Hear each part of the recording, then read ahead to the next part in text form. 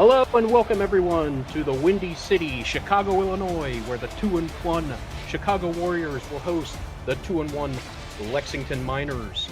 I'm your host, Ben Vanu, joined with my co-host, Alden Leaker, and this game is being brought to you by our producer, Cameron Irvine.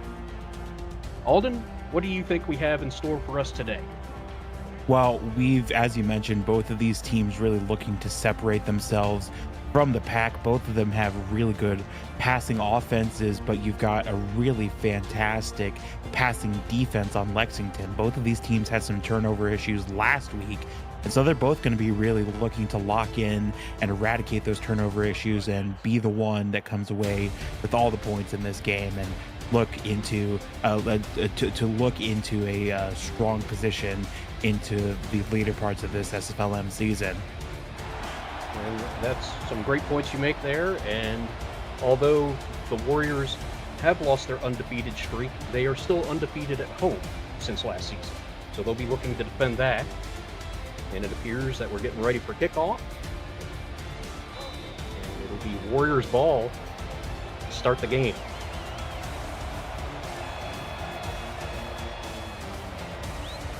And we are underway on football. It's fielded at about the 14-yard line. A nice move there. Gets a couple extra yards, and that's Nick Twice on the return.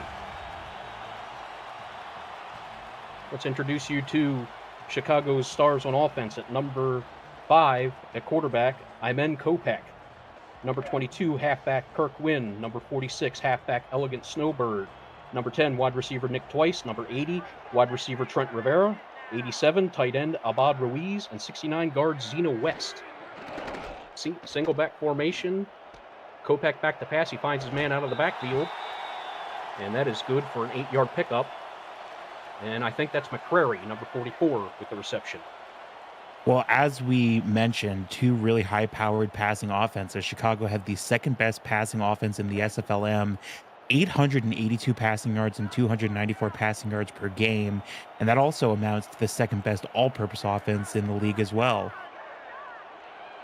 We got I formation now on second down and short, and there looks like a handoff up the middle and fighting for some yards, just short. That's number 46, Elegant Snowbird, with the carry. Well, and we talked about in our off-camera preparations, we talked about how you really got to mix in the run game when you've got such a hungry secondary at Lexington, and we're going to perhaps see more of that. There's another handoff off right side. That's number 22, Kirk Wynn, with the carry, picking up the first down and keeping the drive alive. And I agree with you with that point. Chicago has two very large running backs. Wynn goes 6'2", 230, Snowbird 6'4", 240. And I really do think they need to pound the rock. That can set up some play-action passing and all kinds of opportunities on offense.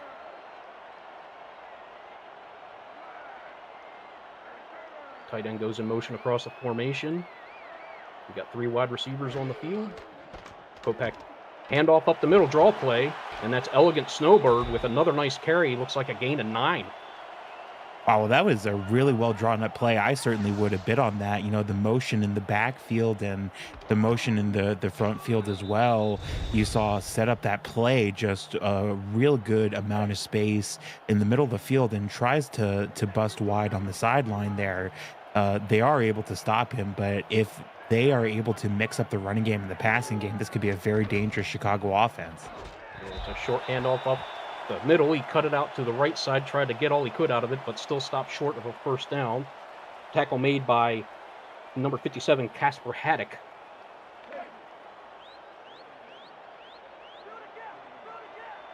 And after the play, I'll introduce you to the Miners defense stars. All said I, there's a pitch out to the right side, and it looks like Wynn has it for a first down. And here are the stars for the Lexington Miners. Number 98, defensive end, Baron Wendt. Number 91, defensive tackle, Brenda Puff. 57, inside linebacker, Casper Haddock. 44, outside linebacker, Iggy Turner. Number 29, quarterback, Mike Bird. Number 40, free safety, Big O Renfro. Number 27, strong safety, Kev Say. And there is a pass for a first down completed to Nick Twice. Yeah, and it's a really confident pass because you're gonna see here that it's one-on-one coverage and just does a great job. Gets out of the pocket, finds this throw up the middle, and we mentioned the running game being a bigger focus for Chicago this week. Usually they only rush for 8 yards per game, well over that this time, but usually they use the run to set up the pass. But now it seems they're almost using the pass to set up the run. Quebec back to pass, drops back a little bit more, right over the middle, deep downfield. There's a sea of defenders right there. There's a penalty on the play, though. And somebody got there early, defensive pass interference. I have one more star to introduce you to on the defense for the Miners, and that's number 43, strong safety, Johnny Savage Jr. Well, we talk about how, Lexington have a very hungry defense. They love to harass the receivers for pretty much any team they come up against. But that is the flip side of it, is that you got to remain disciplined through the entirety of the game.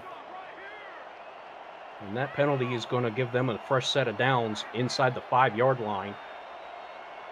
And they're going with a I formation, twin tight ends. There's a handoff off the left side to Kirk Wynn, and it looks like he picked up a couple. Yeah, and the dual back formation, as you called out very wisely, you got two really big, powerful running backs in your back line. Definitely you want to get them involved early and often when you can. And it looks like they're going to try the same approach again, unless maybe try to set up a play action. And no, they hand off up the middle, and Elegant Snowbird makes a juke backwards and almost gets in. It looks just short of the goal line, but you see where that ball is. That ball was inside the end zone, but that's where the officials saw it go down.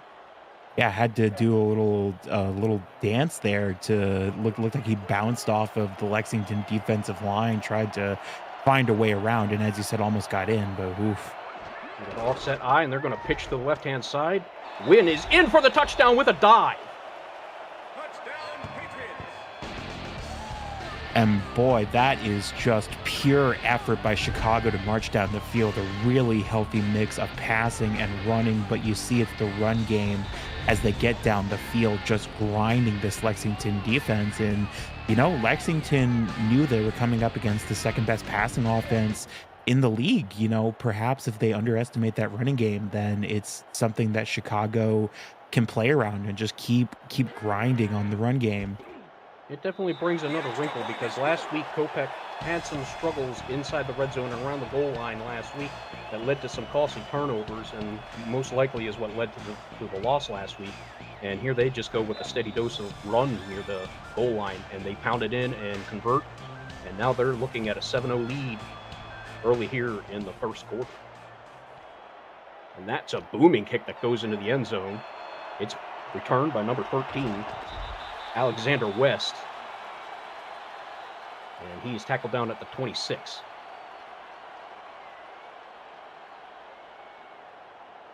Yeah, and so now Lexington, as we mentioned, also had those turnover issues. So again, it really is going to be interesting to see how, you take a tough loss because of turnovers, and it's going to be interesting to see how they adjust to that here. And there's a man split out to the right side, goes in motion, trips bunch to the left, and there's a handoff off right side. Looks like a game of about 5. That is halfback Deion James with that carry. And here are the Lexington Miners stars on offense. Number 7 quarterback Ethan Flowers. Number 26 halfback Michael Grant Jr. Number 25 halfback Deion James. Number 12 wide receiver Riley Porter Jr. Number 13 wide receiver Alexander West. Number 16 wide receiver C.J. Parrish. Number 45 tight end Neil McNeil. And more after the play. There's another handoff off right side. That's number 26 Michael Grant Jr. picking up a few. Well, we talked with Lexington co-owner Jaden Swift about how you attack a defense like Chicago, a top 5 defense, and he said that you really got to get Flowers in a rhythm, and then they can go full steam ahead. And that certainly seems to be the case so far, mixing up the pass and the run with him as the way to run it. 3rd and 1, they go with heavy formation and a handoff off right side, and Michael Grant Jr. picks up the first down and keeps the drive going. And it's interesting that both teams seem to have the same idea here to get the ground game going, maybe take some pressure off the quarterbacks. Well, yeah, and again, to continue that quote from Jaden Swift, you know, that you've got all these weapons. If you can get them involved early, then it really kind of frees you up to rely on your other tools in your toolbox. The trips bunch to the left side, and that's where the run goes. And unfortunately for Deion James, there's not much there. The tackle's made by number 98 on the defense, Dallas Knowles. The other stars that I have to mention are number 80 tight end Jimmy Wint and number 62 tackle Landon Stone for the Lexington Miners offense. Flowers back to pass, and it's in and out of the hands of the receiver.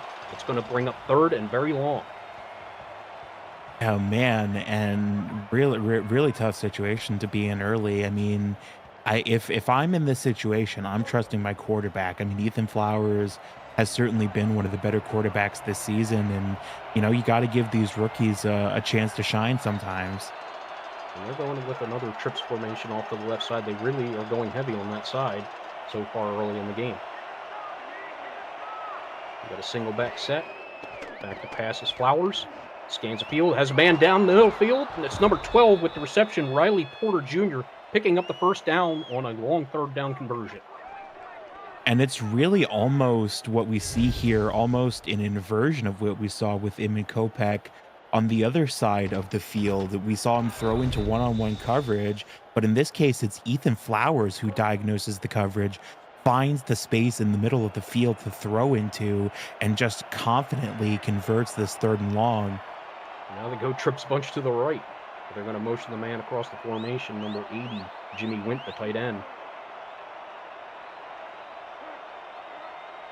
And it's interesting to note that Flowers has some very tall, and he goes down, sacked in the backfield for a loss. Number 98, Dallas Knowles, the inside linebacker, 6'4", 247.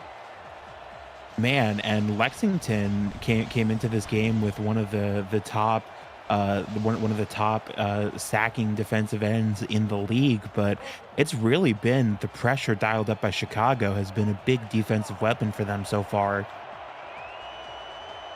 Yeah. Chicago generates a pass rush from a number of positions across the front four. And there's another pass in and out of the hands. Nice defend by number 23, Ness Genkel, the cornerback. Yeah, and Gankel just sort of throws his body in the way there, like literally taking that ball, it looked like off of the ribs to prevent it from going through there. And it's another third and long. Yeah, Grant Jr. in the backfield, trips bunch to the right. And as you said, another third and long. Let's see if they can convert this one. Man goes in motion across the formation from the top of your screen to the bottom. And they're going to nope, play action fake.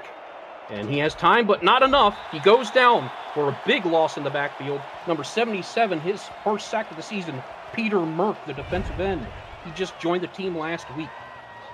Yeah, and yeah, a big impression being made early. Oh man, you see the swim move there, just getting into the backfield. I mean, Ethan Flowers, rightly so, trusting his offensive line to create some space, but man, that just got blown up by a fantastic defensive end move. That was a great individual effort by Merck, and they're going to love to see that from him going forward.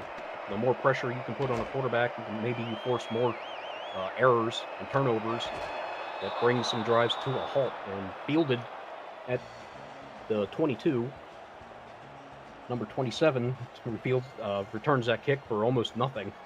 The special teams unit on Miners doing a great job to make sure he doesn't get away.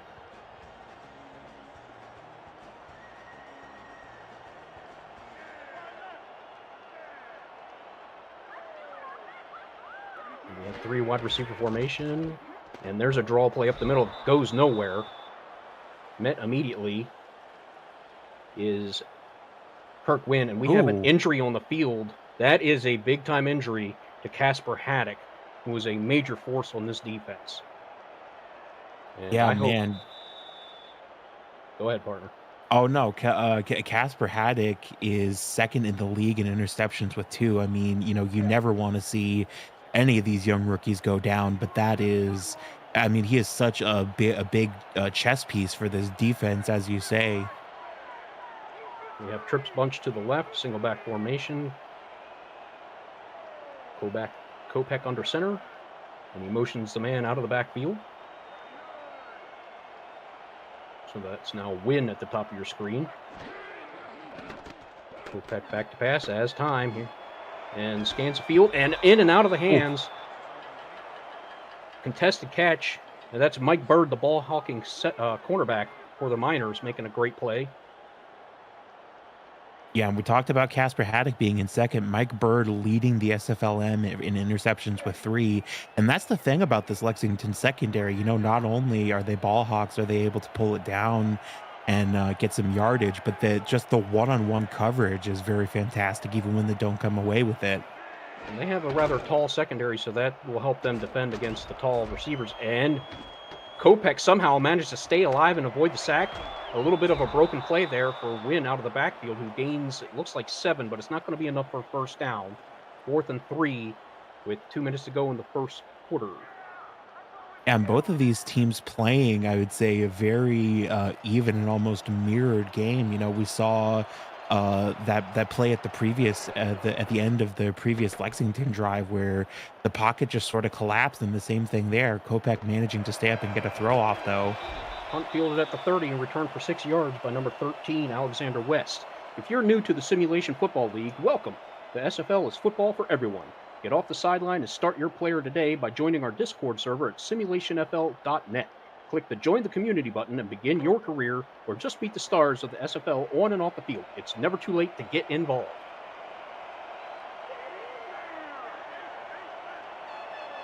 And we got a trips bunch to the left again in single back formation. Number 16, that's CJ Parrish going in motion. Watch out for him. Leading receiver on this team. And there goes Flowers looking for his man over the middle. It looks like he was going for Parrish, but number 51 was there to snuff it out on defense. And here are the defensive stars for your Chicago Warriors. 77 defensive end Peter Merck. Number 59 defensive tackle May Carter. Number 99 big defensive tackle Frank Doom. Number 45, inside linebacker Pablo Sanchez. Number 98, inside linebacker Dallas Knowles. Number 49, outside linebacker William Patterson. Number 21, cornerback Devontae Moore. Number 23, cornerback Ness Genkel. And more after the play. And there's a short little pass out to the left side, hauled in by number 13, Alexander West, for a short gain. Continuing with the defensive stars, number 24, free safety Tyler Highfield. Number 29, free safety Jubilee Marsh. And number 32, strong safety Amante Dubois Smith. 3rd and 6. Deion James in the backfield. And that familiar trips bunch to the left formation. Seems like they're going with that as a base offensive set. And there is a play fake. And he has his man, and a nice catch between 2 defenders. That's number 12, Riley Porter Jr. Wow, and this play all starts with the play fake. I mean, it was such a good play fake that, I mean, even we up here in the booth bought it, and oh man, that little route between the coverage, what a fantastic job running that route by Riley Porter Jr., and an even better job by Ethan Flowers to find the spot precisely. And that's going to pick up the first down, big first down there, and he just got it over the head and the outstretched arm of Amante Dubois Smith. Flowers, all kinds of time to pass over the middle, deep, and a one-handed catch by number 16, C.J. Parrish. And that looks like a nice catch. It is. Oh, go ahead. That's a nice hands catch brought to you by Retroid. Put a Retroid handheld in your hands and play the only video game with your player in it. SFL 4K23. Yeah, you took the words right out of my mouth. I was going to say, you might even say it was a nice hands catch because, yeah, just a fantastic pass, but the athletic jump and lean to take a stab at that one. Flowers back to pass again. There's a little bit of a pass rush and well defended. Knocked away by number 25 on the defense.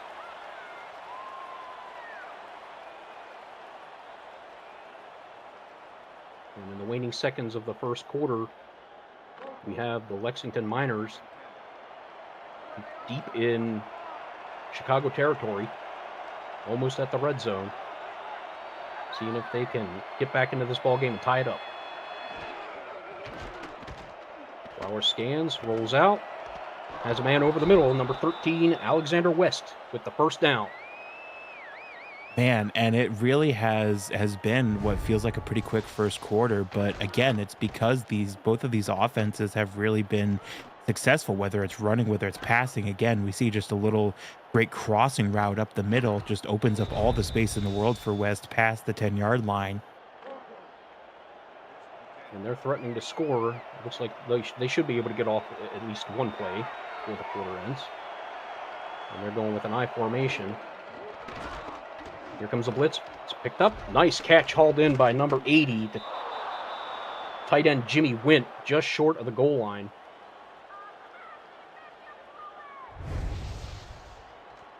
Yeah, and it's another really great pass. Oh man, his foot is on the line, the very line of the end zone where they stop him. And that's going to bring an end to the first quarter with Chicago up 7-0 over Lexington. It's been a competitive first quarter. We have Lexington going to have the ball to start the second quarter, threatening to score. Yeah, and they've just managed to do so well with this possession, just marching down the field. You know, those third and longs from the previous drive have really kind of perished from their mind. It's like a twin tight end and a split back formation. That's a Wint going across the formation from your bottom of the screen to the top. It looks like, see if they're going to count. Nope. Back to pass. Over the middle, in the end zone. Ooh, looked like in and out of the hands, Jimmy Wint. Yeah, I would agree with that assessment. Just sort of hit him in the hands, or perhaps a case of getting hit as soon as he caught it. Yeah, there was definitely contact on that play as soon as he made the catch.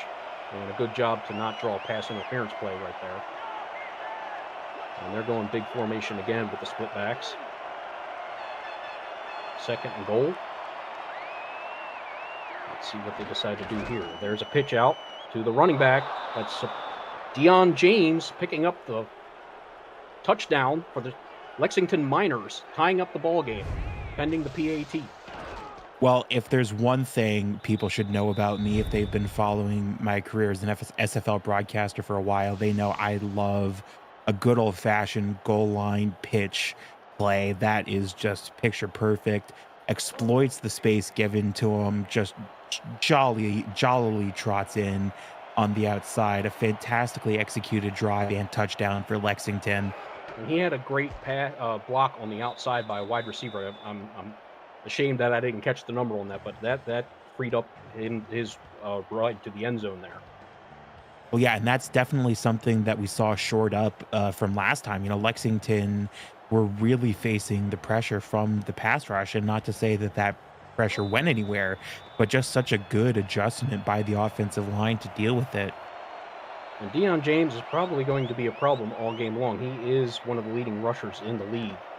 And that's something that Chicago is going to have to account for. And that looks like number 80, Trent Rivera, with the return, a good one out to the 30. So good starting field position for the Warriors to try to answer back.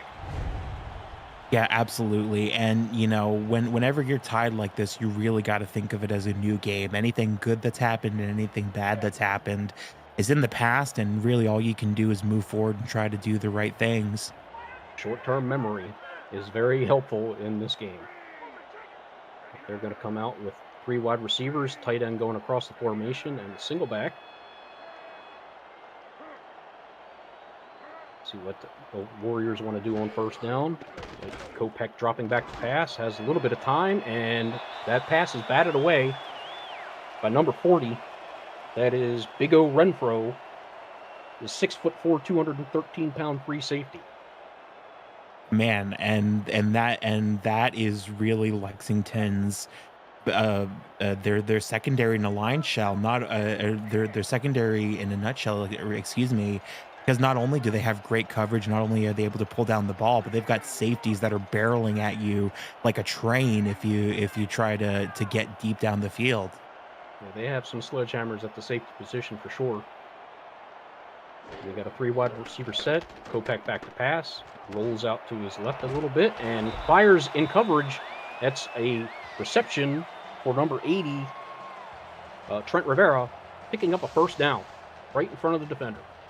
Yeah, man, and great job running the route. Takes on the coverage one on one, no problem, no fear. And that's really something you want to see as a quarterback is your receivers not afraid, as unaffected by the one on one coverage as they can be. And again, he creates some space for himself there.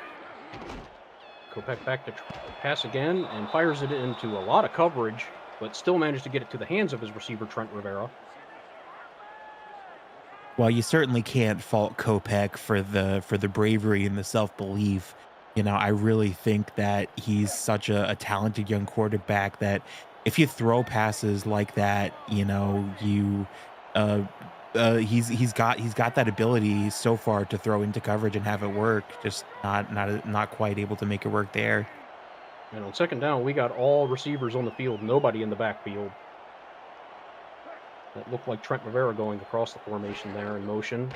And back to pass as Kopech has time, plenty of time, scans the field, deep downfield, and over the heads and hands of everyone. Looks like he was intending for Rivera again, and why not? He's a great target. Yeah, absolutely. A great target. Just put a little too much gas on it, trying to get around the coverage there. As you saw, he was on a route to go just way downfield there. We got a single back formation for receivers on the field. Trips to the left and hit as he threw, it looked like, but completes the pass, but it's not going to be nearly enough for a first down. That's the tight end number 87, Abad Ruiz, who is the leading receiver for this team. And man, it's really tough because the passing has been successful overall, but just Lexington really able to send the pressure toward these receivers. Even when they catch it, they're only picking up a few yards. Punts away, fielded a short one, fielded at about the 32, mark it at the 31, and that's where the Miners are going to take over. SFLm Week 4 action continues tonight at 9 p.m. Eastern. Both the Philadelphia Cougars and Albuquerque Adams meet trying to separate themselves from the pack. Plus, San Jose hosts Bossier City, hoping to snap their early season losing streak. It's all coming up next right here on SFL YouTube. And there's an I formation to start this drive. CJ Parrish going in motion across the formation. And Flowers back to pass. Almost intercepted. Right in the hands of Dallas Knowles. Oh man, that has got to be the worst feeling in the world. Bats it up, has his hands on it, and just has to watch it fall inertly to the turf. Oh man, but if you keep getting swats like that where it just floats up into the air, you'll get a pick sooner or later. Might have had the green pasture ahead of him on his mind before making that catch. Flowers drops back. Drops back a little bit more. And in the hands, this one is picked off. I believe that's number 32, Amante Dubois-Smith. And in his debut last week, he also had a key interception, making a big impact early on in his career for the Warriors. Yeah, and that's really been kind of one of the themes of the day is that the new signings for the Chicago team really paying dividends immediately, trying to show that they belong at the SFL level, already. And scouts have their eyes on these games. Every single game is a chance to show what you got. Kopech's going to start in Miners territory, good starting field position, and we thought that turnovers were going to be a key to this game. There's a pitch out to the right. Wynn's got some room. He's met at about the 31-yard line. Yeah, absolutely. And the thing about turnovers, as we say, really the key to it, it's very hard to go out there as a defense and know, man, we just turned the ball over. But that's really the key is having a goldfish memory. Just put it out of your mind and do what you can correctly. Got offset eye, and now they're going to pitch to the other side, to the left, and he breaks through traffic. A good block and some second effort by number 22, Kirk Wynn there, 6'2", 230. And we got another injury to the Miners. Big O Renfro is down, and he looks to be in a good deal of pain. You don't like to see this. He is walking off the field under his own power, so that is encouraging. Yeah, absolutely. And it's not just another injury for Lexington, but also another injury in the secondary that really has been so crucial for Lexington all season is their secondary. You almost wonder if Chicago want to start passing more now that there's two big pieces that are knocked out of the secondary. And there's a handoff off the middle and a big crease made by the offensive line, anchored by Zena West. Kirk Wynn picks up the first down, plus much more. And this is just a really fantastic job of finding the space. Has his blocker that goes with him, gets absorbed, absorbs a couple tackles there, and is able to get across the first down. And man, Chicago are really marching here. And if you were going to think you were going to get a break with the running backs, they got an even bigger one in the backfield now. 6'4", 240-pound elegant snowbird rolling out to his right with plenty of time as Kopak into the end zone. Ooh. Touchdown! Number 10, Nick Twice. Man, and that is how Iman Kopak has gotten to tied for third in most touchdown passes. Again, just the confidence in his receivers and his arm. Again, it's a great little route here that runs around double coverage, and he has just enough space. Kopak finds the space, puts the ball there into a little mailbox-sized slot, and that is fantastic execution by Chicago. A fantastic conversion of the interception as well. Got to capitalize on the opportunities. They certainly did. And the thing I noticed about Kopak last week is that while Abad Ruiz is a main target, he does spread the ball around a lot to Rivera and Twice and gives everybody an opportunity to get their hands on the ball. He's not locking in on one guy. Well, that's really what you want as a quarterback. You want to have as many receivers that are locked in and open on a given play as you can, or on a given afternoon as you can. Kick fielded at the 11, being returned by, I'm trying to grab the number. Number 16, C.J. Parrish on the return.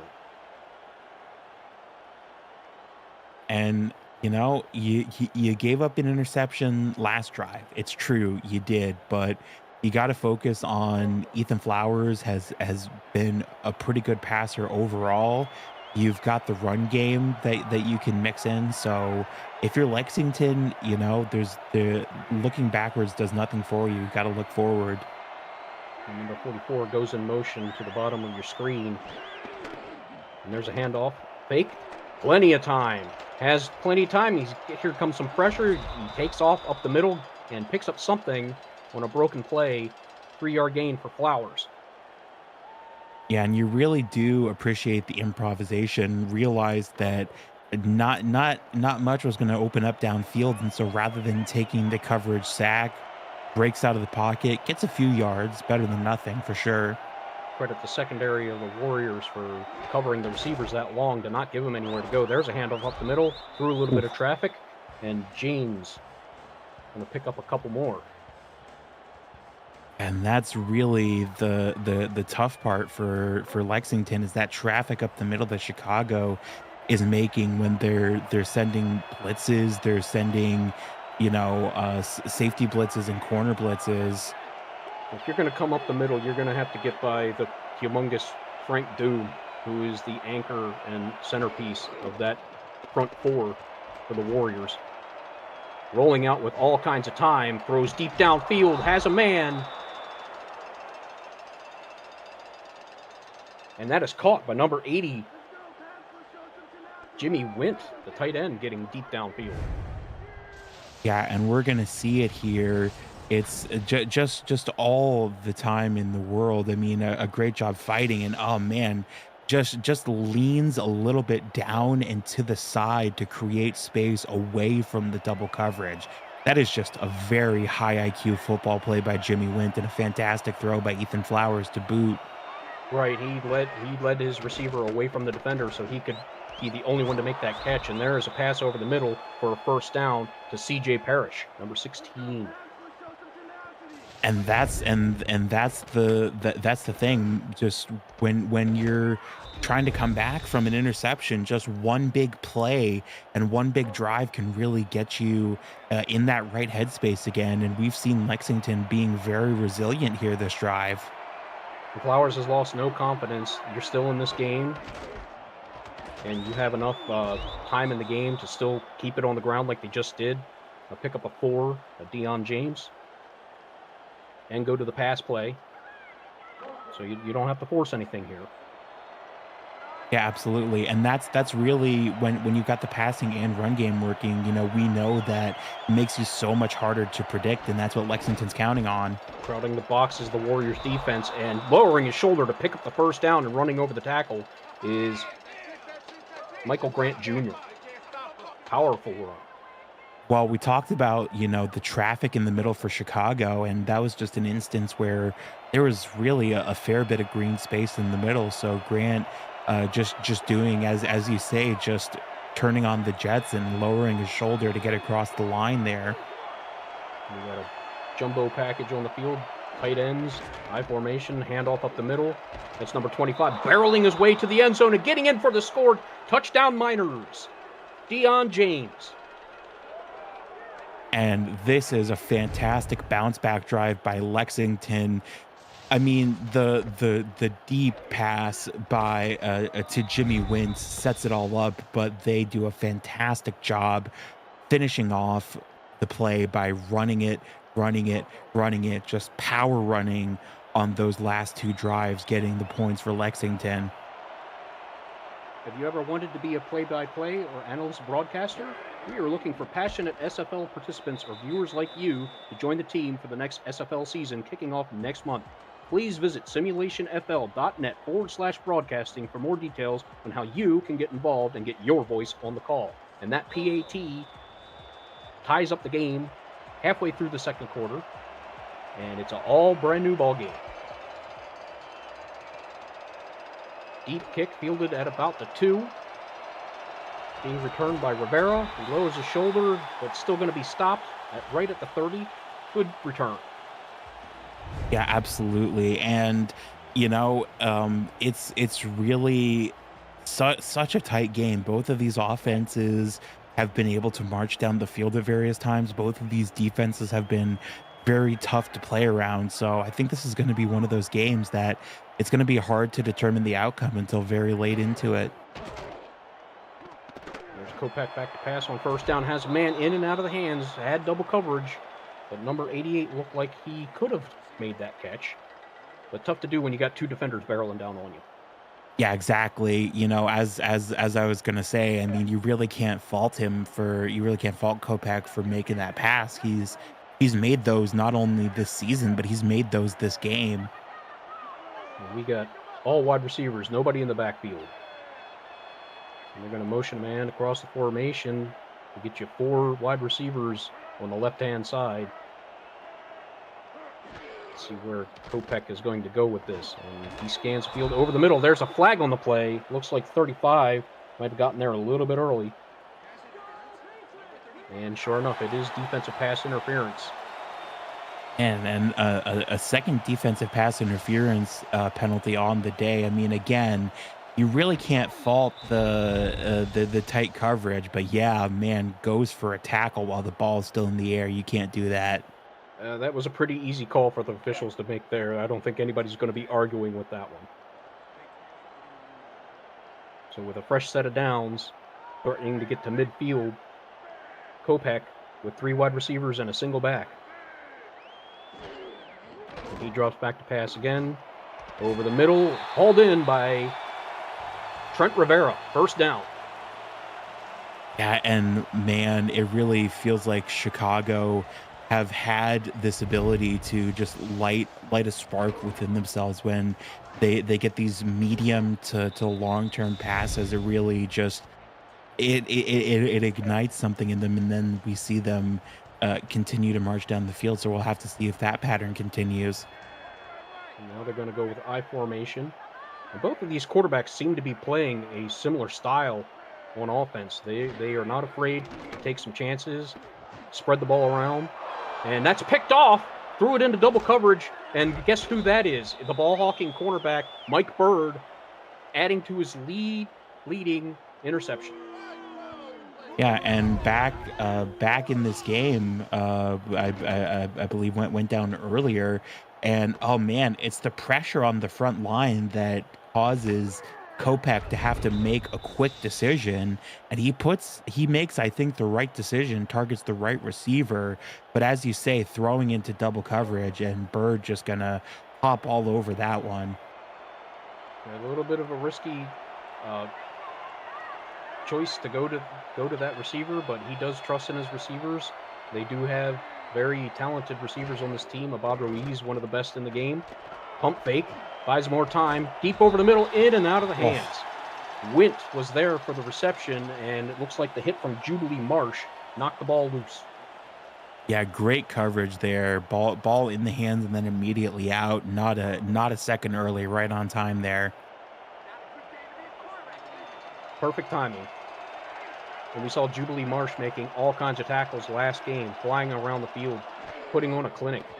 Kopech or Flowers back to pass into double coverage, and that one is Wint had another chance, but double coverage, you're asking for trouble. We just saw that happen. Honestly, I kind of like it though. I like that both these quarterbacks have not lost confidence, and I like that they're committed to testing the other team's secondary. I really think that shows a lot about the mentality of these young quarterbacks, their resilience and their lack of fear. I was going to say they're not playing afraid, that's for sure. We got all wide receivers on the field. Shotgun formation for Flowers. He's going to drop back. Here comes a rush. Gets rid of it quick. And in between the defense, cutting it up like a hot knife through butter, number 13, Alexander West, pulls in that catch. Well, and this is exactly why we've seen the kind of passes from these quarterbacks that we've seen today, because they can make connections like this. And yeah, it's a great route between the double coverage that's run by West, but just a fantastic job by Flowers to just throw up a dot in between the coverage. And now they are in Warriors territory, coming with an I formation and a pass out to the left side. Oof. And Jubilee Marsh is there. Almost had a chance for an interception right there. Jubilee Marsh is trying to take this defensive possession onto his back. That's another defensive play that we've seen him make. That time getting his hands on the ball. Just seems to be in the right position at the right time to make a play that the Warriors really need right now. Flowers scans field. That's a short pass out to the left for the tight end, Jimmy Wint. Yeah, man, and third and 9 is almost as tricky as some of these 3rd and 11s we've been seeing. You almost wonder if you trust your running back to get across the line from here. They haven't gone to the ground game in quite a few plays now. It would maybe throw them off balance. Definitely looks like they're going for a pass, and they fake it, so they had the idea. And there's a one-handed catch for Jimmy Wint. So after a couple of drops, he comes back and makes a sensational catch to pick up the first down and keep the drive alive. And if we hadn't already given our safe hands catch of the day, our nice hands catch of the day, excuse me, I would give it to that one because again, just an athletic stab, one-handed reaching the arm out like a trophy pose, and a fantastic throw by Flowers to put it there.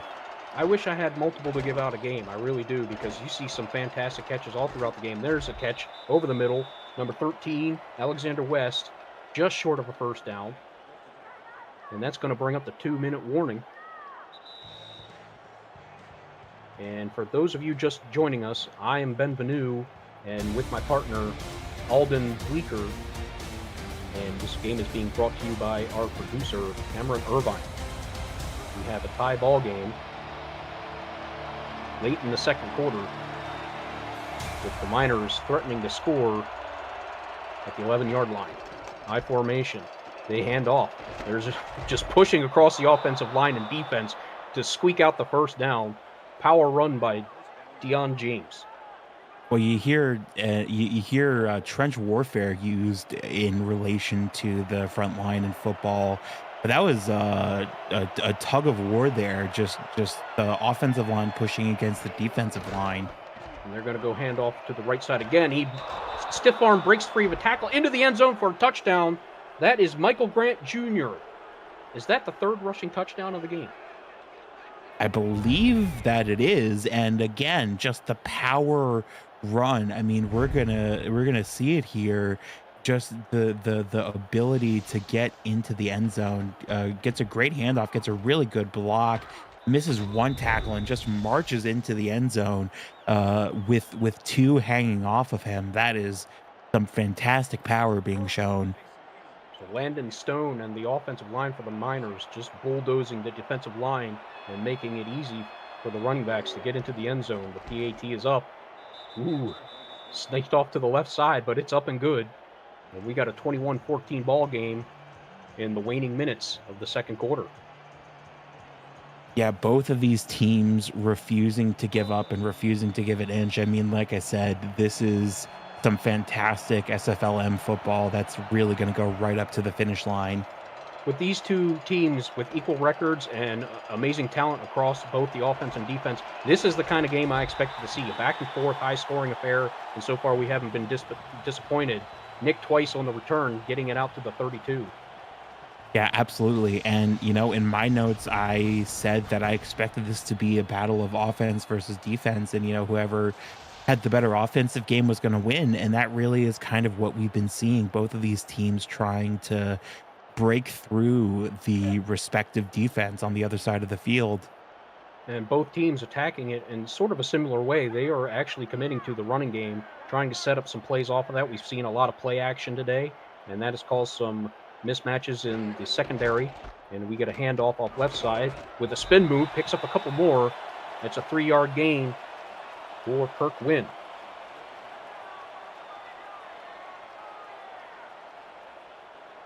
And we'll see if they're going to go hurry up a little bit here, maybe try to get some points on the board before halftime, maybe tie up the score. 2nd and 7. And there's a delayed handoff up the middle, but it's snuffed out immediately. Number 75 with the tackle. Yeah, I think as much as they want to, hurry up to the line, I think they want to leave. If they do score or turn the ball over, I think you want to leave Lexington with as little time as possible to do anything with it as you possibly can. That is a good point. And Lexington's going to get the ball to start the half. Kopak back to pass, has a man, but overthrows both the defender and the receiver, Nick twice.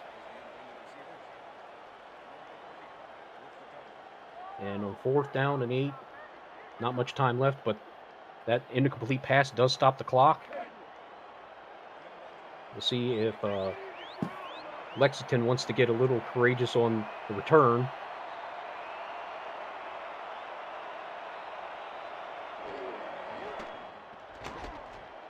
And it's going to be a short punt. The wind seems to be playing a factor in the game today. And he's not going to fair catch. He's going to take it and get nowhere. Tackled immediately on the play. Yeah, so 30 seconds and 3 timeouts. Lexington have a chance to do something, especially if Flowers can get a medium or long pass. Man, this is almost a nightmare scenario if you're Chicago, because yeah, they're very close to the 50 with 3 timeouts. And they're going with that trips formation to the right, a pitch out to the right behind that stacked side of the line. And number 25, Deion James, picks up 7. And it looks like they're content to just keep it 21-14 and take the lead because they do get the ball back at the half. I formation now. We got the 2 tight ends on the field. And there's a handoff off left side. Tries a stiff arm, but doesn't work. Number 57 was in on that tackle. And that's going to do it for the first half of football. And we've got the Lexington up 21-14. Partner, any thoughts on how this game is playing out so far? Well, I mean, just 2 very high-powered offenses and 2 really stern defenses. You see the pressure. Flowers 12 for 22 though, and I really think that's been the difference. Yeah, both quarterbacks have thrown an interception, but really when they've both thrown an interception, it kind of cancels out, and Flowers has been a huge difference maker for Lexington, and Kopak for his part has been a big difference for Chicago. So it's very close to an even game, and Yeah, I agree. James certainly the player of the half with the 2 to 3 rushing touchdowns. I was going to ask you about that, and I agree with your choice there. James is an excellent decision with his 2 touchdowns on the game, coming up in big time scenarios for the Lexington Miners, and trying to take out the undefeated at home Warriors is not an easy task. They defend their home turf well. There's the opening kickoff for the second half, deep in the end zone, and he's going to run it out. That's number 13, Alexander West. And he's going to get it out to about 25.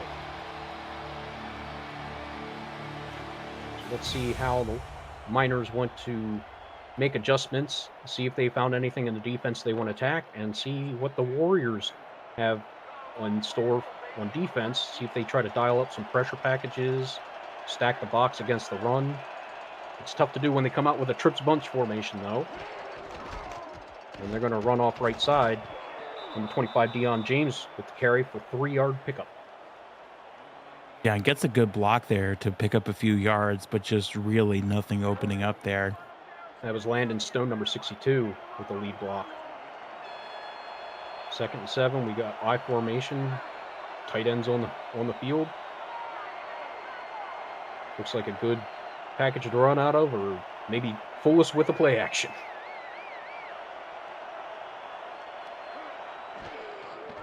Dropping back is Flowers. Has a man, good separation from Dubois Smith.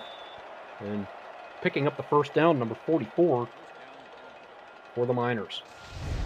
And that is just where Flowers has really shown so far this game. You have a receiver that's kind of in the middle of coverage. He's going to take advantage of that and put the ball right in their hands, as we saw again there. And now they're going I formation. 2 receivers to the left of the formation. Back to pass is Flowers. Has some time over the middle, and it looked like they had a chance to catch it, but Jubilee Marsh is on the spot once more to break up the pass. And back and forth, neither team conceding an inch to the other. You can tell both teams want to go to 3-1 to separate themselves from the pack of about 5 teams that are all right there at 2-1 right now. We got a split back formation. Flowers under center. And he's going to hand it off left side, and met right at the line of scrimmage. Dallas Knowles makes the tackle on Deion James, stopping him right in his tracks. Well, Chicago have really doubled down on what's been working for them, the pressure, and there you see it typified in Knowles. 7 tackles and a sack as a linebacker, just really dialing up the pressure of Chicago. Rolling out a bit to his right. Here comes some pressure. Gets the ball away. Over the middle deep. That is hauled in and caught by number 84 for the Miners. That is a big first down.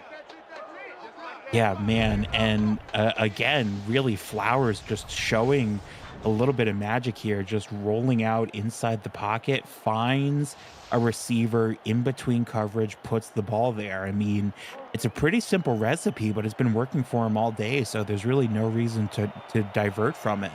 A little rollout, buying a receiver a little bit more time to get that separation. And 1st and 10 in Warriors territory. Back to pass again is Flowers, and that is well defended. Looked like Dallas Knowles was in the area to break that up.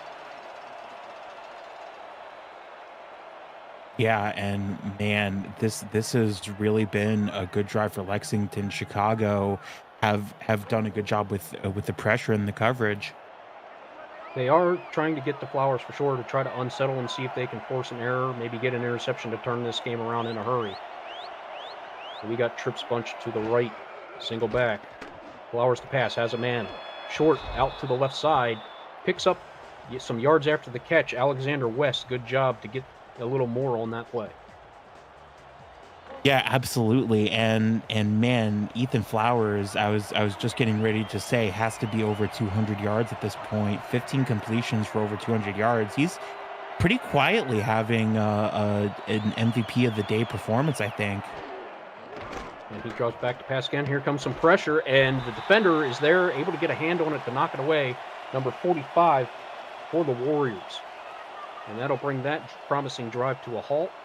And that's exactly what the Warriors needed. Get a stop, get the ball back, try to maybe get a score and tie up this game. Yeah, absolutely. As you say, it is so important, and not even going to be a field goal from this distance. They're going to have to punt. So Chicago, if prevent them from making it a two-score game, which is huge. Here comes the punt. Let's see if they can cough. And it's a little bit of a squibber. Nobody there to field it. It's going to let it bounce. It takes a favorable bounce for the Miners. Inside the 20, down at, looks like the 14. Yeah, not quite in the coffin corner, but it is certainly a pretty productive punt going from past the 50 to inside the 20. Next week, SFL teams start a flurry of signings Monday, June 10th at 11 a.m. Eastern. Catch up on all the early re-signings and follow along live as free agent signings are unveiled during the Free Agency Frenzy show on SFL YouTube Monday at 7 p.m. Eastern. Season 23 is almost here. And there's a run up the middle by Kirk. Wynn picks up 7 on first down. And man, Chicago have such a huge opportunity. I mean, this is one of those drives that you really feel the the magnitude of the occasion. Like this is one of those drives that you look back on as being kind of defining. And there's another run off left side, this time by Snowbird, who is just short. I thought he got there to pick up the first down, but they're going to mark him just shy of the first down. Yeah, I certainly think it would be worthy of a review here. I was going to say the ball is going to be spotted right on top of the. Admittedly, this is an imaginary line, but the ball going to be spotted right on top of the first down marker. And it looks like they're in I formation again, and a delayed handoff up the middle, and it's snuffed out by the defense. Oof. Number 98, Barron went with the stop in the backfield. Now, again, this is something I've always been an advocate for. People know this.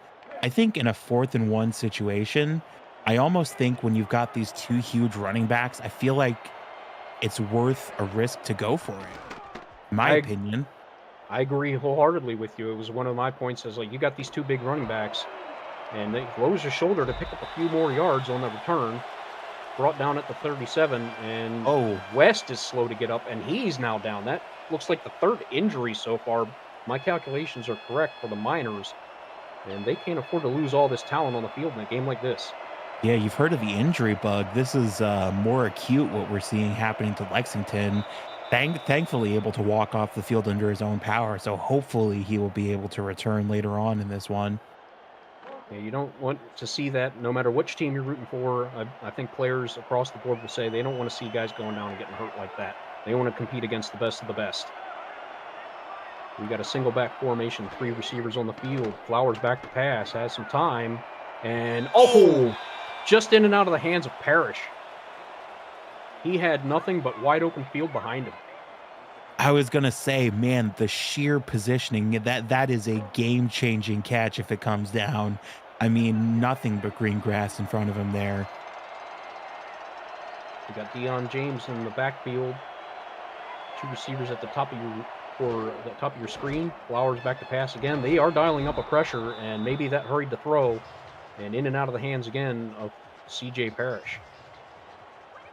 Yeah, man, and CJ Parrish has really been such a reliable target for Ethan Flowers. I mean, again, over 200 yards. He's really been spreading the ball around efficiently.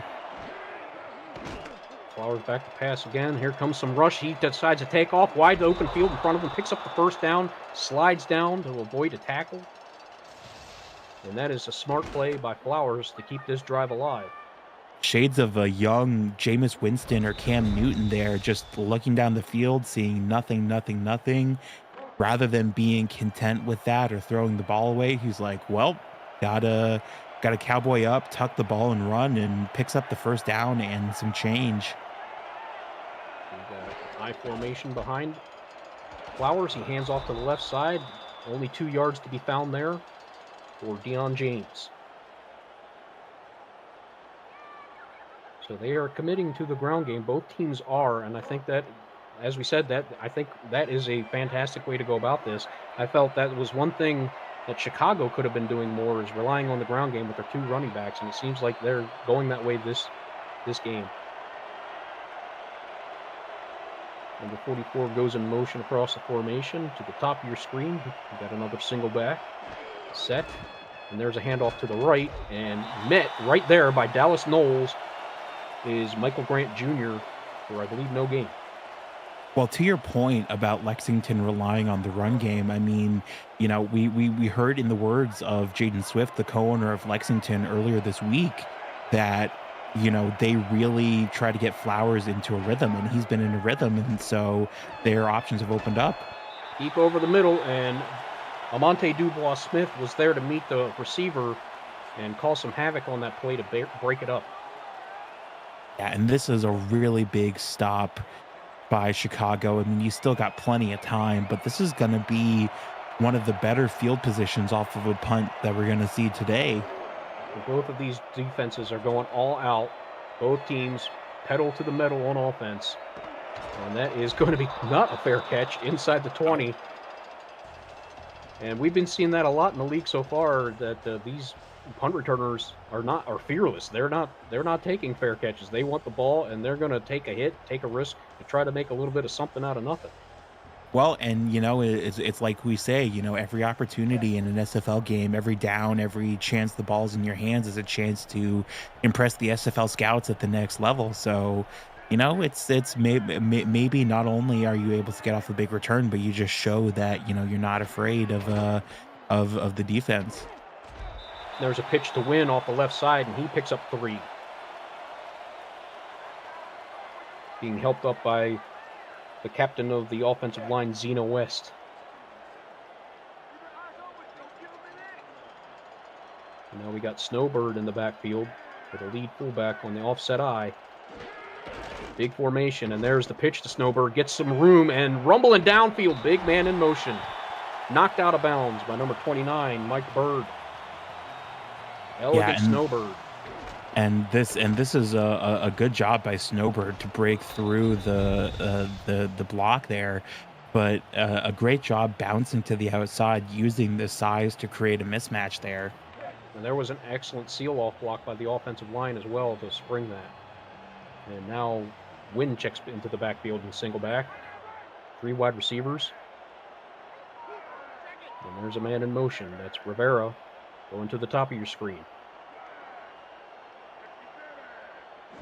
And there's a handoff to the right side. Wynn's got a lead blocker, makes use of it. Fights forward for a couple extra yards. A gain of 8 by Wynn.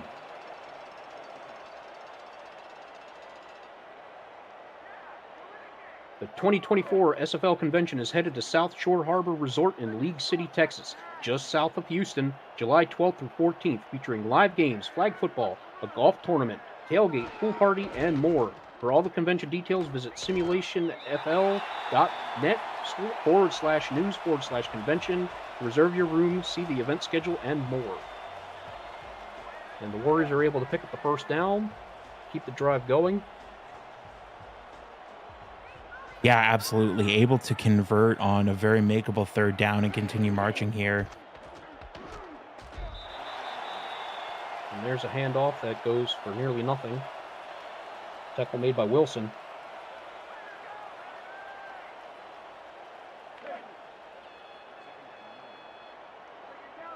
And after this play, we've got a score update. Dropping back to pass. Has plenty of time, does Kopech, all day.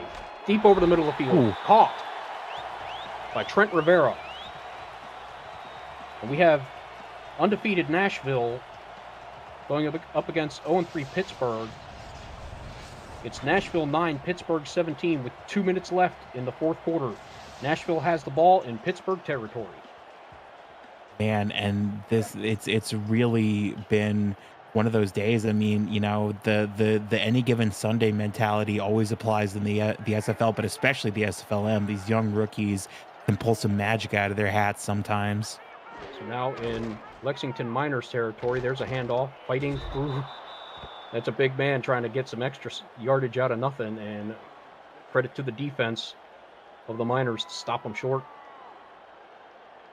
Really prevents them from going anywhere. And I mean, again, you got plenty of time if you're Chicago, but you really feel like you want or need or at least want something productive out of this drive. Kopech back to pass. He has time again into a lot of traffic and unable to connect with his receiver. In that game, rookie halfback Nemec has 12 rushing yards for a touchdown. So a standout performance from him in the half. Yeah, absolutely. I mean, it's really been two back and forth games, two teams, four teams, I should say, really trying to define themselves in this playoff race. Single back with 4 receivers on the field. Man in motion goes to the top of your screen. And stacking the box as the Miners defense maybe sending some pressure, and there it is. But manages to gets away from the defender. Hauling a great pass is Rivera, picking up a first down and now threatening inside the red zone. Yeah, that is a huge pass by Kopech. Again, just but throws between the coverage. It's a really good route, and you see the eye to eye connection between receiver and quarterback there. It's a great play to set up Chicago in their red zone. Looks like Kopech was able to bait the linebacker and get him to bite on something that wasn't there to go over the linebacker and in front of the defensive back. And there's a handoff off right side for, looks like a gain. Tries a spin move, picks up an extra yard, give him a gain of 2. Tackle made by Kev Say Jr. Yeah, it was like a roller derby special there. He was or a roller disco special there. He was trying to spin one way, got spun the other. Got offset I formation in the waning seconds of the third quarter. Rivera goes in motion into the slot, top of your screen. And they're going to run it up the middle. It's a handoff to number 87, Abad Ruiz. Looks like he was playing maybe fullback. 3rd and 3. And that's going to do it for your third quarter. It's time for fourth quarter action. And for the rights to be read by our producer, Cameron Irvin, and time to put up your 4s in the chat.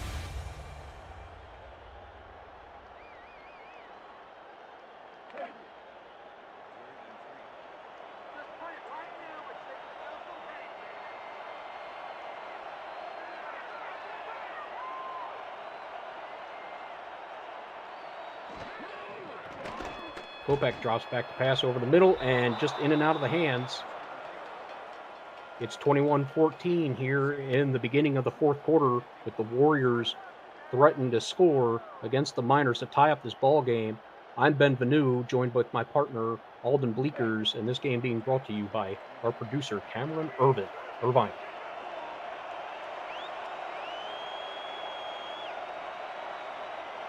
And that drive's going to stop short. Field goal up and good right down the middle to bring this game closer. Yeah, and Chicago really doing a good job to get points on the board. And now it's all eyes on their defense here. They've got to dial up the pressure. They've got to be tough in the secondary. They got to do something here to, number 1, prevent Lexington from making this a 2-score game, and number 2, get the ball back in their hands. The Chicago defense has been hanging in there and doing a great job. And it's just going to be up to Flowers to see if he can make something happen. Oof. And there's a big hit on Parrish, who I'm surprised to see running back kicks, as valuable as a receiver as he is. We've seen a lot of injuries this game, and that's another player you really don't want to take off the field. No, especially when he's made such a contribution. You know, Flowers, of course, a huge part of the offense today, but you definitely can't ignore the contribution of the run game as well. And 44 is going to flex out a little bit more to the right side of your formation. Flowers over the middle deep and has a man that's hauled in by Riley Porter Jr. for a first down. Porter goes 6'2", 220, another one of the big, tall receivers that are helping out Ethan Flowers have a great day. Yeah, and it was just the like a very short go route there that just got past the coverage before it could get set there. You got split back formation, 3 wide receivers, and there's a pitch out to the left. That looks like Michael Grant Jr. picking up 4 on first down. So they're switching it up. They're keeping the legs fresh of the running backs. We've seen plenty of carries for Grant and James, getting them both going in the game.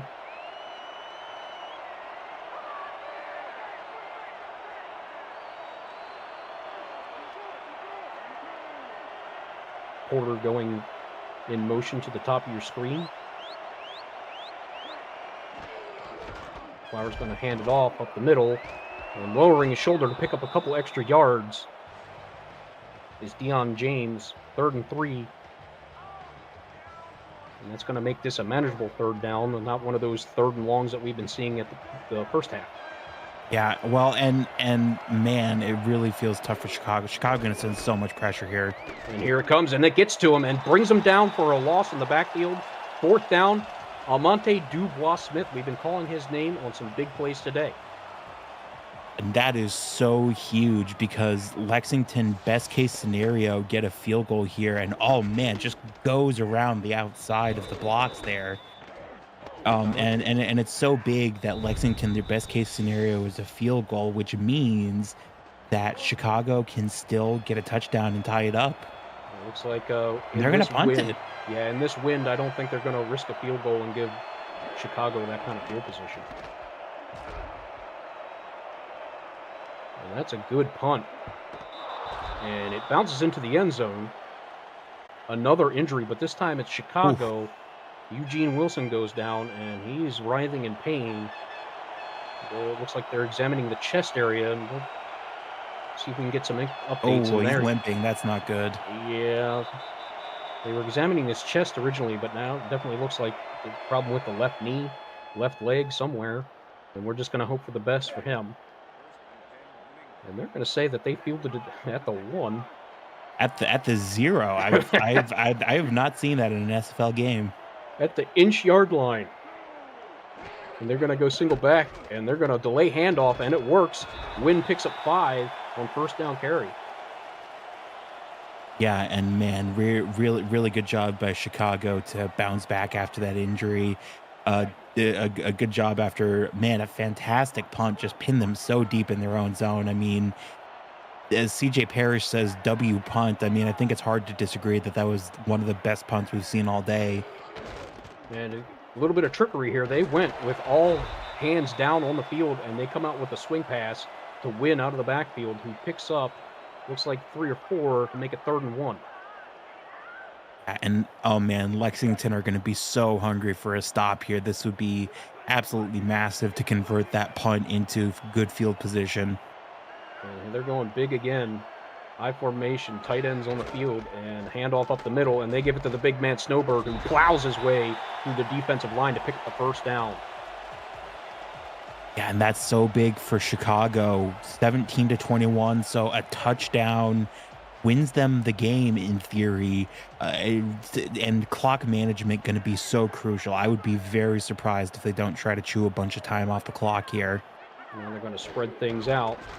In a very long delayed handoff up the middle, a draw, and it picks up 2 yards for Wynn. APM Music is unrivaled music to bring your stories to life, inspiring every production with the world's most robust and constantly refreshed music collection, state-of-the-art technology, and world-class customer service. APM Music is the official soundtrack of the Simulation Football League. To explore their library and to find the perfect tracks for your projects, visit apmmusic.com. Kopech back to pass, has time, over the middle again, deep, and just out of the outstretched arms. Number 35 was in coverage, and he had a chance there, but again, the Windy City holding up to its name may be playing some havoc on the passes and some of the kicks and punts we've seen today. Yeah, and yet another instance of just great position for that pass, and you wonder what if it was caught. On 3rd and long, deep in their own territory, rolling out to his right to buy a little more time, has his man, and past the defense, but off the hands. Trying to see number 35 looked like he got his hands on it. And what a play by Walls to stop this drive early and set up some what looks to be great field position for the Miners. Yeah, certainly the goal is to get them past the 50 here.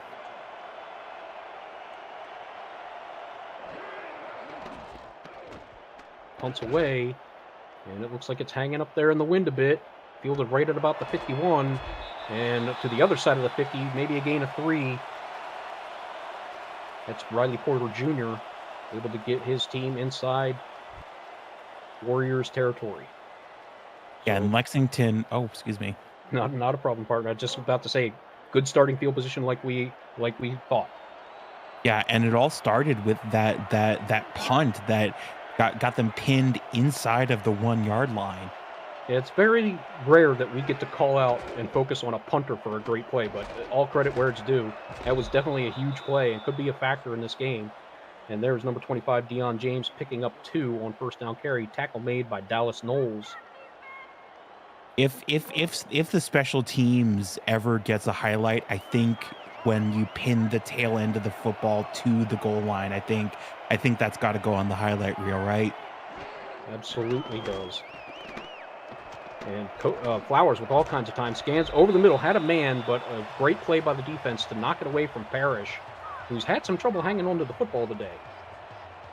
Yeah, and that's really been the thing. I mean, Flowers has done such a fantastic job passing, but the coverage by Chicago has made it so hard to hold on to in so many different situations. And in 3rd and long, they're going to go all wide receivers. And there goes Flowers deep down. Intercepted, picked off by number 23 on the defense. That's Ness Gankel, 6'2", 180. And that is a huge momentum changer late in this game.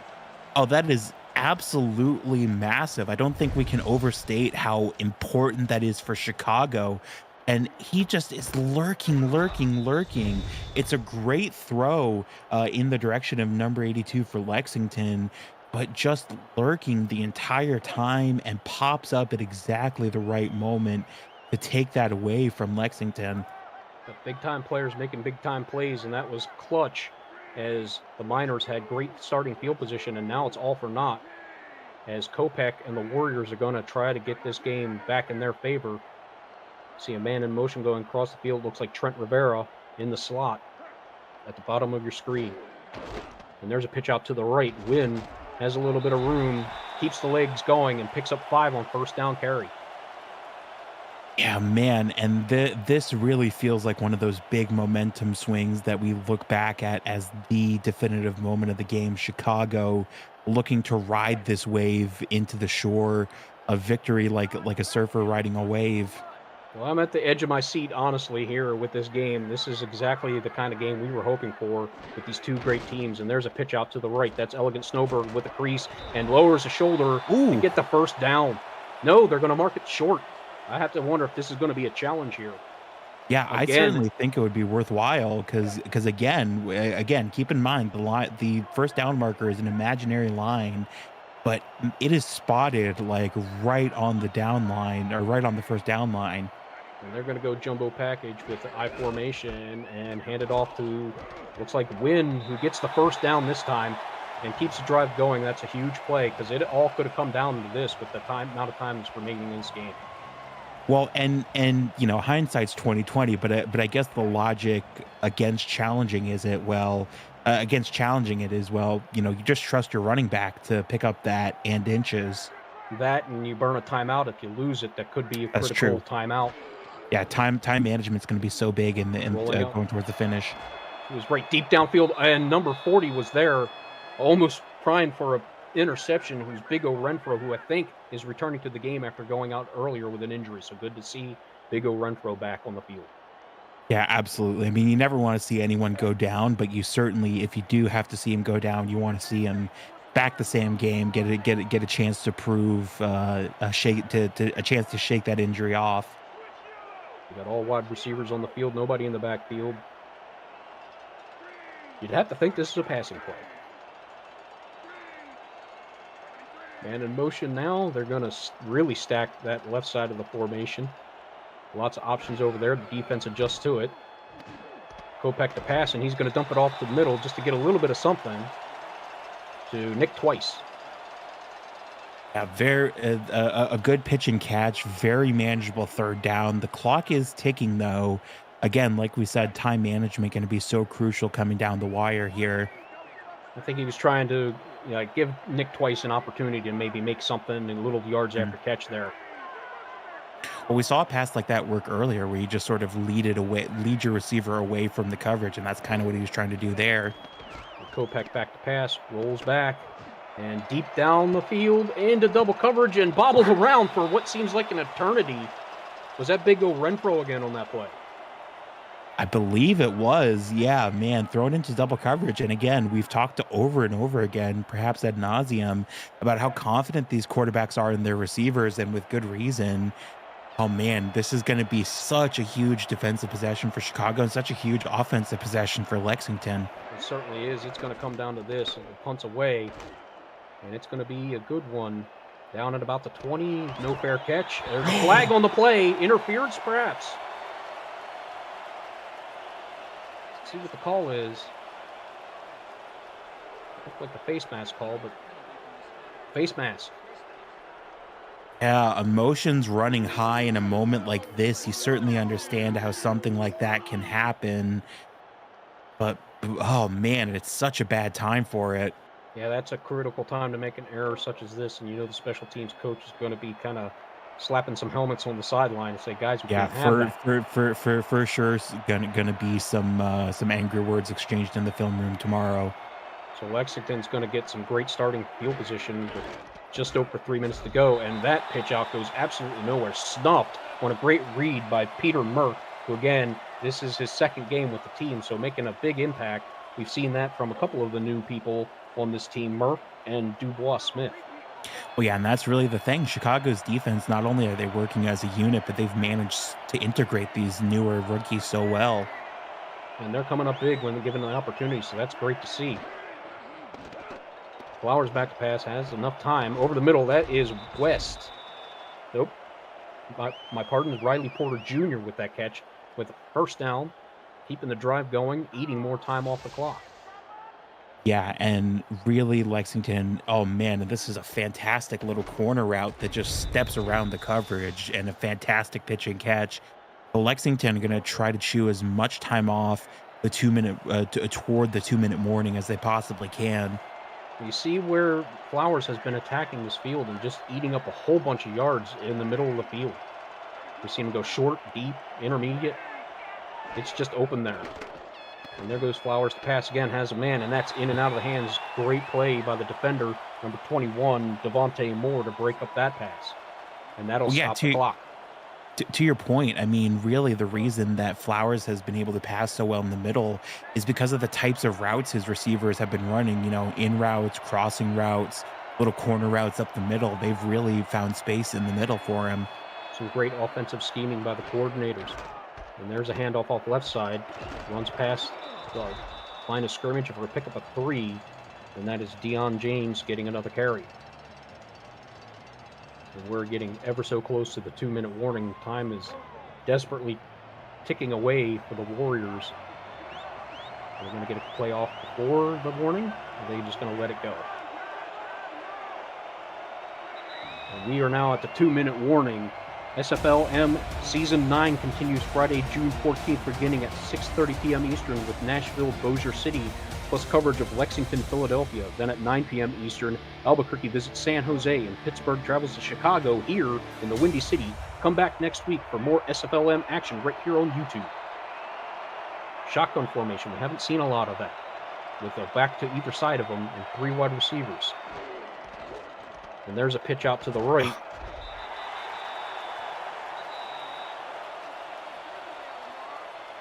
That is some unique scheming. I mean, we talked about how creative the offensive coordinators have been in this game. How about a shotgun formation pitch play? Digging deep into the playbook for that one.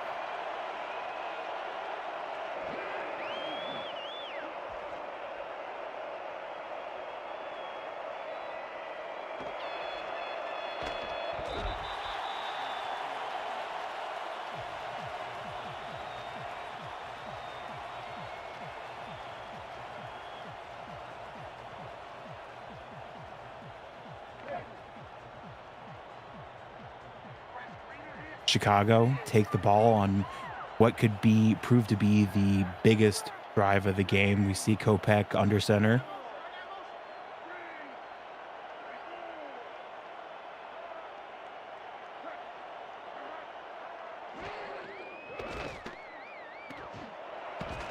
Throws it up the middle into double coverage, gets swatted away. Oh man, and so much so many men in the middle. Kopech certainly not afraid to throw towards receivers in the midst of coverage. Does get swatted away there, though.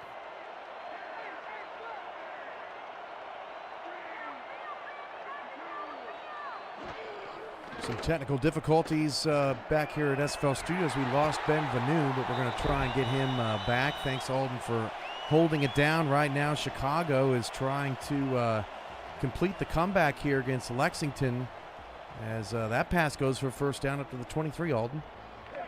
Yeah, absolutely. And Kopech over 135 yards and a rushing touchdown. And, you know, with the time, you certainly have a little bit less of the run game in your offense, and we're going to see really him show off his arm this drive, I think. It'll be a long drive, 93 yards to go from the start.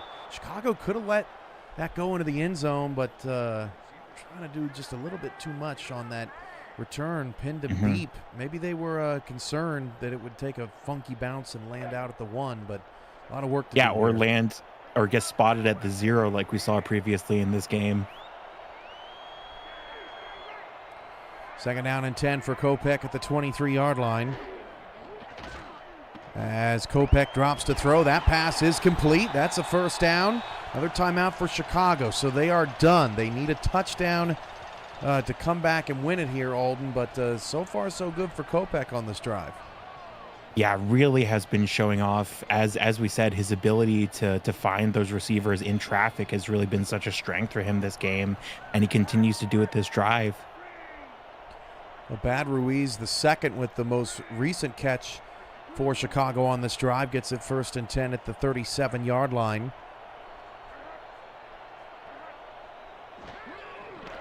Kopech drops to throw and fires into some traffic. That one a little bit underthrown, looking for Ruiz Jr. again, broken up by the Miners, who are playing a little short-handed tonight, but we've seen some of the players tough it out. It's been a tough game out there. Yeah, absolutely. Well, and you know, in a situation like this, you really do feel like you got to tough it out because Chicago are capable. They've got the receivers, they've got the weapons to make this comeback. Kopech again will fire, incomplete. Now it's 3rd and 10. A lot on the line for both these teams. The winner goes to 3-1. That would be tied for the top of the standings after Nashville fell to winless Pittsburgh tonight, 17-9. Pittsburgh 0-3, but had lost those games by a margin of an average of less than 8 points. Very tightly contested SFLm season 9 right now. And the winner of this game goes to 3-1 to join. A shovel off a play fake. What a play! First down for Chicago. Are you kidding me? That is incredible. We saw a shotgun pitch play and now a shotgun shovel. Kirk Wynn was the target on that. It was a play action and then a pitch to Wynn. Totally fooled the Miners. That was one of the best plays I've seen all season. Both of these teams digging deep into the playbook. I mean, man, you talk about how bad you want to win. They are digging deep into the playbook. So 52 yards away from a game-winning touchdown. Kopech's got an empty backfield now, 1:05 to go. Kopech fires way too deep, and it's picked off, and that is going to end. Oh, man, Kopech laying out his frustrations on Big O Renfro, but how about that? Coming back in, playing tough as nails. Lexington is going to join Nashville at the top of the standings. Well, and you really can't write a better story, like even if it were like a Friday Night Lights scenario. I mean, just the fact, you know, you go down with an injury, you tough it out, you come back, and then not only do you contribute to your defense, but you make the contribution to your defense that wins you the game. And Lexington going to be perfectly happy to kneel it out from here. This game had plenty of offensive fireworks in the first half, and then the defenses really came to play in the second half. Lexington able to hold on, holding Chicago to that field goal. Otherwise, we would have been all tied up. Kopech just a little bit off base on that toss, and Renfro right there to make the stop. And you certainly can't fault him for trying to make something happen for his team, especially on a drive like this, especially in a game like this, as we reach the back half of the season, pretty much every team trying to solidify their position as much as they possibly can. And when you got a quarterback that's a leader like Kopech, that certainly is going to be the case where you're going to try your butt off. Sometimes it's going to work, sometimes it's not. Philadelphia, Albuquerque comes up next. The Cougars have won 2 straight. Albuquerque got a big win over Chicago last week, and the Warriors licking their wounds after an undefeated season. Last season, they had an unbeaten streak, and now they have their first losing streak. 21-17, your final. Lexington escapes the Windy City with a 4-point win. We'll take a look at some of the stats from the game, but Alden, who stood out to you this afternoon? Well, it was not only the run game for Lexington, but man, Flowers had a fantastic day at the office. 233 passing yards, 67 rushing yards. Of course, nothing to sneeze at, 6.5 yards per carry. But of course, it was the passing game by Flowers that I think really was the ultimate backbreaker. And of course, you got to look at the interceptions as well. The 2 interceptions by Flowers, the 2 interceptions by Kopech. And it was like I said, you couldn't write a better story. You had a member of the secondary that went down to injury, had to go off the field, and then came back. And not only came back and not only contributed, but got the win for his team, the game-winning interception. That's one of those that you're like, after the game, you're like, where's the game ball? Where's the game ball? That's a mantelpiece for sure.